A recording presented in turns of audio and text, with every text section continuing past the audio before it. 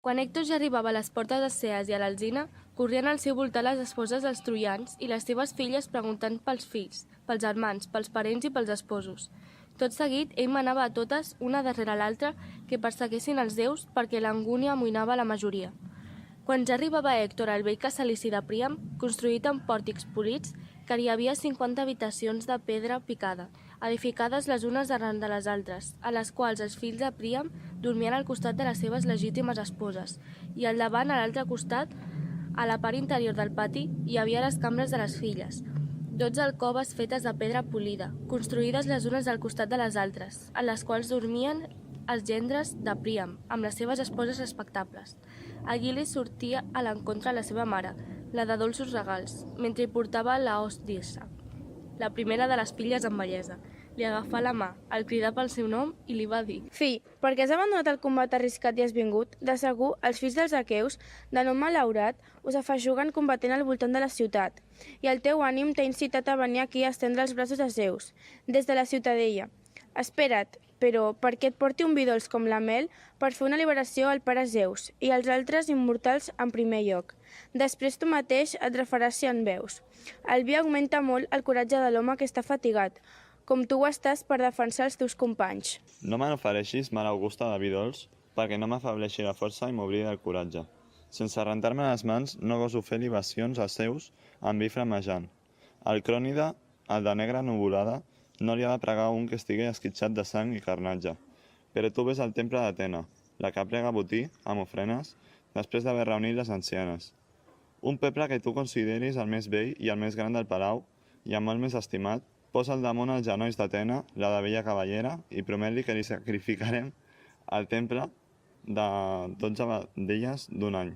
No tocaràs per l'agulló si ella es compadeix de la ciutat, de les esposes, dels troians, dels seus fillets infants, i si aparta de la sagrada Ilion, el fill de Tideu, aquest llancer ferotge, esforçat instigador de la fugida. Tu ves al temple d'Atena, la que prega botí, i jo aniré a cridar Paris per si vol escoltar-me quan li parli. Tant de bo la terra se l'empassés aquí mateix, car l'Olímpic ha fet d'ell una gran calamitat, tant per als troians com per al magnànim Príam i per als seus fills. Si el veiés davall a l'interior de l'Hades, diria que el meu cor s'hauria oblidat d'una pena feixuga. Així va parlar, i ella tornà a palau i cridà les serventes. Elles reuniren les ancianes per la ciutat. Ella va baixar a la cambra flairosa, on hi havia els peples tots brodats, treball de dones sidònies que el diví Alexandre, ell mateix, va portar de Sidó després d'haver recorregut la mar ampla en el seu viatge en el qual s'endugué Helena, de nobles pares. Hècabe, després d'haver-los triat, en va agafar un i el va portar com a regal a Atena. Pels brodats era el més vell, i també el més gran i lluïa com un estel. Era el que estava desat en darrer lloc. Es va posar a caminar i la seguien moltes ancianes. Quan ja arribaven al temple d'Atena, al capdamunt de la ciutadella, els va obrir les portes Teano Ciseida, la de galtes boniques, l'esposa d'Antènor, domador de poltres. Ella havia estat nomenada pels troians sacerdotessa d'Atena. Totes, entre crits de lamentació, alçaren els braços d'Atena. Teano, la de galtes boniques, diposita el peple als genolls d'Atena.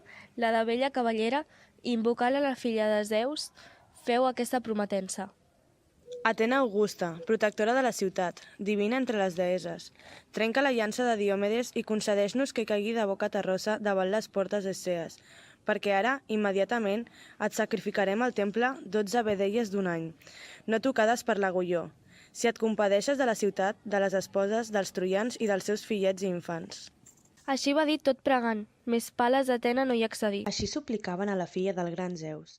Mentrestant, Hèctor es dirigia al vell casalici d'Alexandre, que ell mateix havia vestit juntament amb els homes que aleshores eren els artesans més destres a la ufanosa Troia, els quals hi havien fet l'alcova, la sala i el pati, prop del palau de Príam i d'Hèctor, a la part alta de la ciutat. Hèctor, estimat de Zeus, hi va entrar, i a la mà duia una llança d'11 colzes. Al capdamunt del mànec brillava la punta de bronze i una anella d'or sense clava. El va trobar a la cambra ocupat amb les seves velles armes, l'escut i la cuirassa, i examinant les peces de l'arc corbat. L'argiva Helena estava asseguda entre les dones esclaves i encarregava a les criades labors delicades. Hèctor el va veure i el va increpar amb paraules injurioses. No està bé que guardis en el teu cor aquest ressentiment. Les nostres tropes es consumeixen lluitant al voltant de la fortalesa i de l'altra muralla. Per culpa teva, cremen el clamor i la lluita al voltant d'aquesta ciutat. Tu mateix raptaries qualsevol que el veiessis cedir en la guerra odiosa. Apa, amunt, perquè aviat Troia no sigui abrusada pel foc devorador. Al seu torn, Alexandre, semblant un déu, li va dir: Héctor, com que m'has raptat com cal i no sense raó, per això et contestaré. Tu comprèn-me i escolta. No tant per ira o per ressentiment, envers els troians, em quedo a la cambra, sinó perquè volia lliurar-me al dolor. Ara, la meva esposa m'acaba de renyar amb paraules tendres i m'ha incitat a la guerra, i a mi també em sembla que això serà millor, car la victòria fa canviar els homes.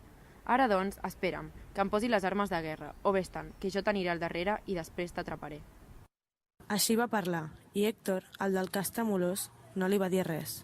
Tanmateix, Helena li va dir paraules dolces com la mel. Cunyat meu, si d'aquesta terrible gosa, ordidora de mals, tant de bo, el dia en què la mare em va infantar, una tempesta de vent se m'hagués endut a la muntanya o a l'escuma de la mar bremolosa, o l'onet se m'haurien portat abans de succeir aquests fets. Però, com que els déus han decidit aquestes desgràcies, almenys hauria d'haver estat l'esposa d'un home més coratjós, que s'adonés de la reprovació i dels nombrosos oprobis dels humans. Tanmateix, ell ara no té un cor ferm ni en el futur tampoc no el tindrà. Per això em penso que em traurà fruit merescut. Apa, entra i seu en aquest seient, cunyat, ja que és especialment a tu. En el teu cor t'afeixuga el sofriment per culpa meva. Sí, jo, que sóc una gosa i per la fulla d'Alexandre. Zeus ens ha imposat un destí cruel, perquè fins i tot en l'esdevenidor arribem a ser tema de camp per als homes futurs.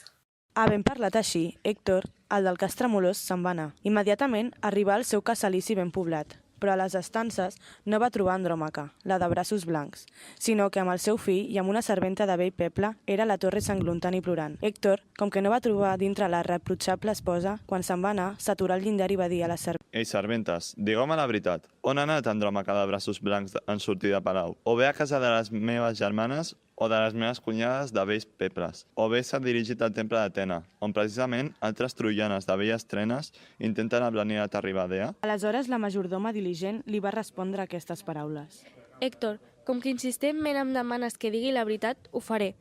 No ha anat a casa de les teves germanes, ni de les teves cunyades de vells peples, ni tampoc al temple d'Atena, on precisament altres troianes de velles trenes intenten ablanir la terrible dea, sinó que s'ha dirigit a l'alta torre d'Ilion, quan han sentit dir que els troians estan esgotats i que la superioritat dels aqueus és gran.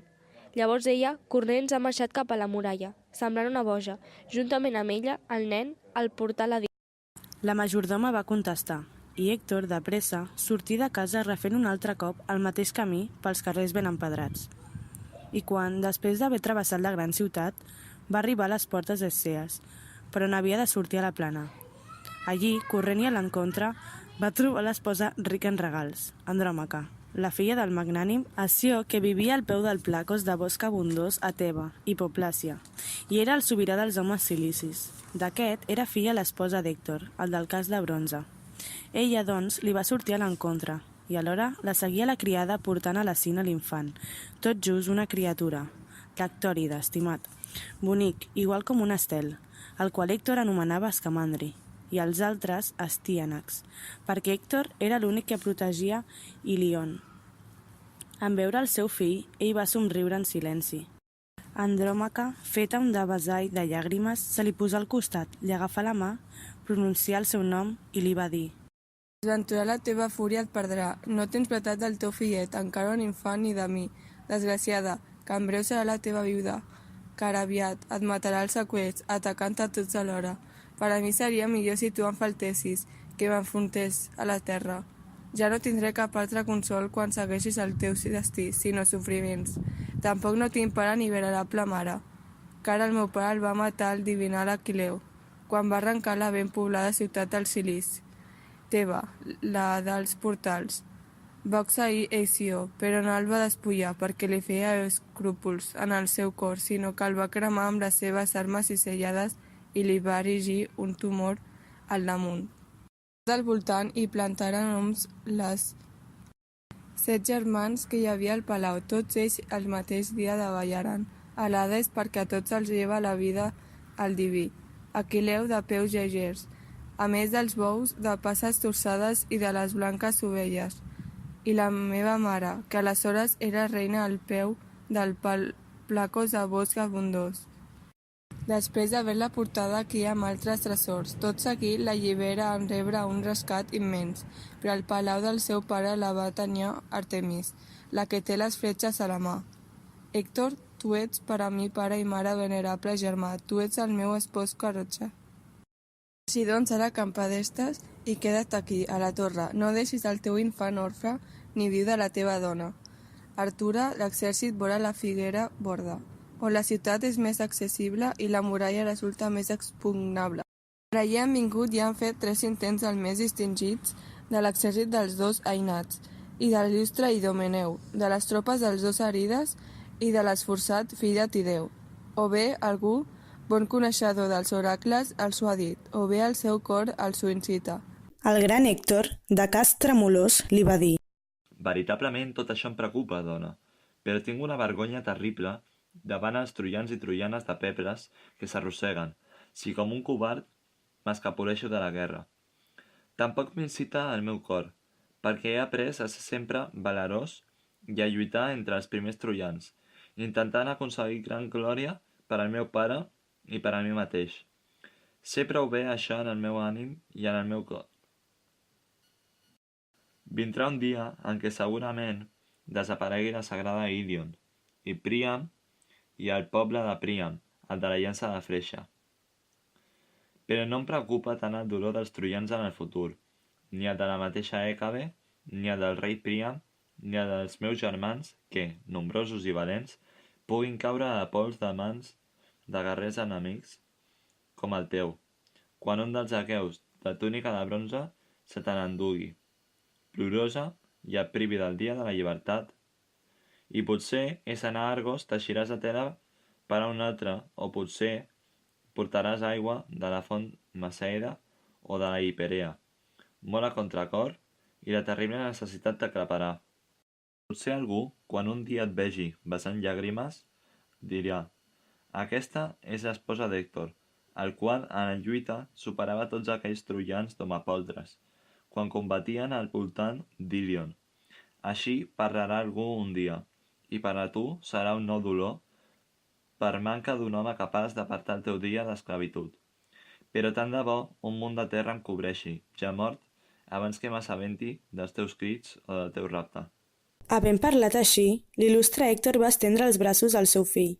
L'infant es girà cridant cap al si de la dida de bella cintura, perquè s'espantà de l'aspecte del seu pare. Li feien por el bronze i la crinera de crins de cavall, en veure que es movia terriblement al cim del casc. Es van posar a riure el pare i la venerable mare. Tot seguit, el gloriós Héctor es va treure el casc del cap i, resplendent, el va deixar a terra.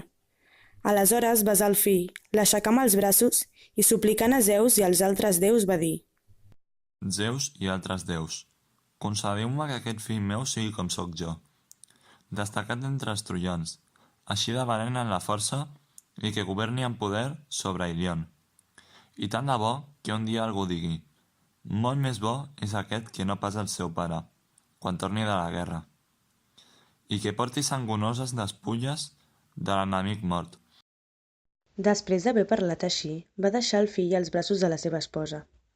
Ella el va rebre a la sina flairosa, somrient entre llàgrimes. El marit, en adonar-se'n, es commogué, l'acaricià amb la mà, l'anomenà pel seu nom i li va dir: Desventurada, no t'afligeixis gaire en el teu cor, perquè ningú no em precipitarà a l'Hades contra el meu destí. T'asseguro que, de la seva sort, no se n'escapolí cap dels humans, ni covard ni valerós. Tan bon punt ha nascut. Apa, vés-te'n a te casa i dedica't a les teves feines, de la filosa i del taler, i ordena a les serventes que se'n vagin a la feina. La guerra incumbeix a tots els homes que han nascut a Ilion. Havent parlat així, l'il·lustre Héctor va agafar el cas fet de crins de cavall. La seva estimada esposa se'n tornà a casa, mentre s'anava girant i besava abundoses llàgrimes. Immediatament, després va arribar al palau ben habitat d'Héctor, l'oxidor d'homes, i a l'interior va trobar-hi nombroses serventes, a totes les quals feu escapar un gemec. Al seu palau, elles ja planyien Héctor, encara viu, car estaven segures que no retornaria de la guerra ni s'escaparia de la fúria i de les mans dels aqueus. Tampoc Paris no va trigar dins el seu elevat casalici, sinó que, així que s'hagué revestit amb les treballades armes de bronze, es posà a córrer per la ciutat, confiant en els seus àgils peus. I com quan un cavall lligat a l'estable, que està tip d'ordi davant la menjadora, trenca la corda i corre colpejant la plana, acostumat a banyar-se al riu dels vells rebonins, tot ufanós, té el cap dret, i la cranera li volia als costats, i, convençut de la seva força, els genolls els portaven ràpidament cap als llocs habituals i a la prada dels cavalls. Així Paris, fill de Príam, va baixar de l'alta Pèrgam, resplendent com el sol per la seva armadura, rient, i els seus peus el transportaven. Tot seguit va trobar el diví Hèctor, el seu germà, quan estava a punt de marxar del lloc on hi havia conversat amb la seva esposa. Alexandre, semblant a un déu, el primer, li va dir: Benvolgut germà, sóc jo el que, pel fet d'haver trigat, t'estic fent retardar, malgrat que anaves de pressa o no he arribat puntual. Responent-li, Hèctor de Cas Tremolós li va dir: Desgraciat, cap home que sigui assenyat no m'esperaria la teva feina en el combat, perquè ets valent. Tu mateix afluixes expressament i no tens voluntat. El meu cor s'afligeix en el meu ànim cada cop que sento insults contra tu entre els troians, els quals han patit tants sofriments per culpa teva. Però anem-nos-en, que això ho arreglarem més endavant. Si Zeus alguna vegada es concedeix que al palau aixequem la cratera de la llibertat als celestes déus sempitern,